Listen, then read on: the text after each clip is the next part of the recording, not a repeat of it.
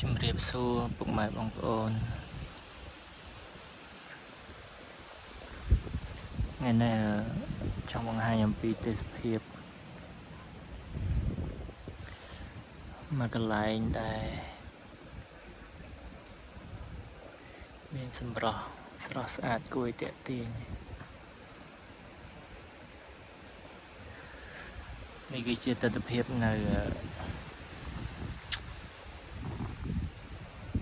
ស្ទឹងយើងស្ទឹងនេះនៅលើទំនប់ចិន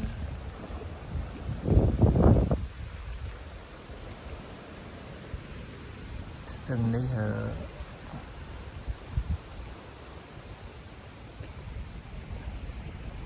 ទឹកដែលវាហូរធ្លាក់មកហូរធ្លាក់ពីខាងបរឡាងពីសំណូតមកពីសំណូតវាមានពីរច្រកមានបរឡាងច្រកមកពីបរឡាងមួយស្ទឹងមួយ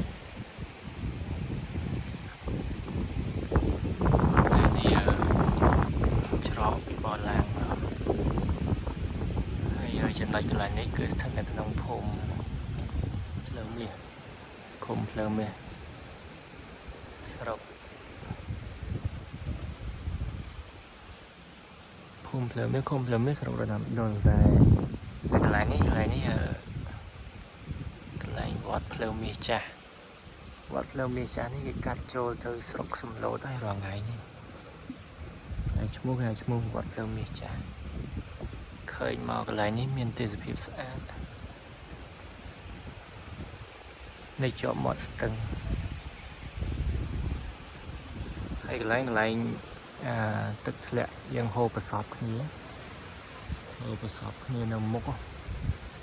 ហូរប្រសពបុកស្ទឹងពីរបុកចូលគ្នាហើយបានធ្លាក់ទៅទំនប់ចិនទំនប់ពហុម្ដង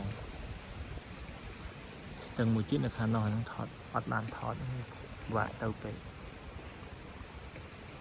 នៅខាងនោះទៀតខាងនេះ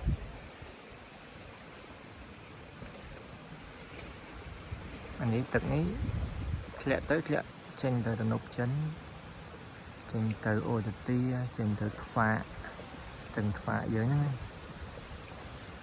បត់បានបុកឡើងទៅខាងស្ទឹងដង្កែបាត់ដំបងយើងហើយខ្ញុំឃើញទេសភាពនេះស្អាតពេកក៏ថតដាក់ក្នុង YouTube ទៅដើម្បីឲ្យគ្នាយើងខ្លះបានមើល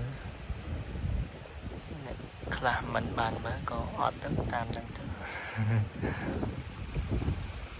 ហើយភ្នំនេះអ្នកខ្លះគេបើអ្នកនៅស្រុកភូមិតំបន់នេះគេស្គាល់តែអ្នកខ្លះគេអត់ស្គាល់ហើយបងប្អូនណាស្គាល់ភ្នំនេះអត់ភ្នំហ្នឹង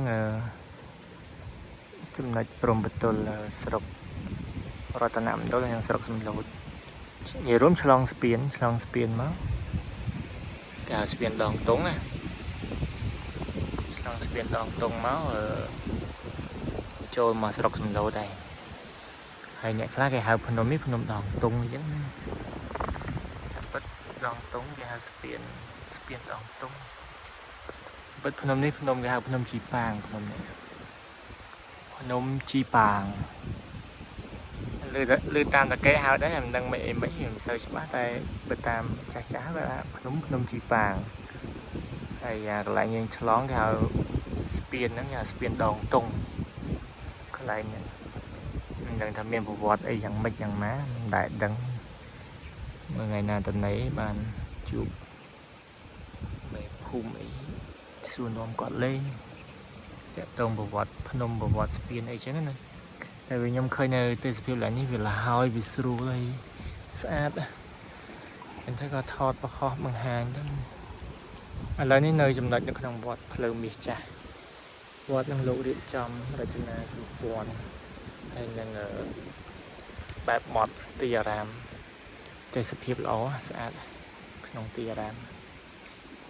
ហើយបំរាមនៅក្នុងវត្តនេះមានហាមញ៉ាំគ្រឿងស្វឹងហាមស្ទូចត្រីហើយនិងហាមលេងល្បែងស៊ីសង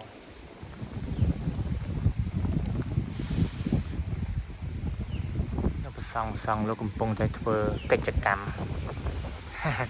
ធ្វើពលកម្មហើយស្ងាត់ស្រួលហើយទេសភាពនៅមុខនោះស្ពានដងតុងស្ពានដងតុងនៅមុខបាទអរគុណពុកម៉ែបងប្អូនជម្រាបលា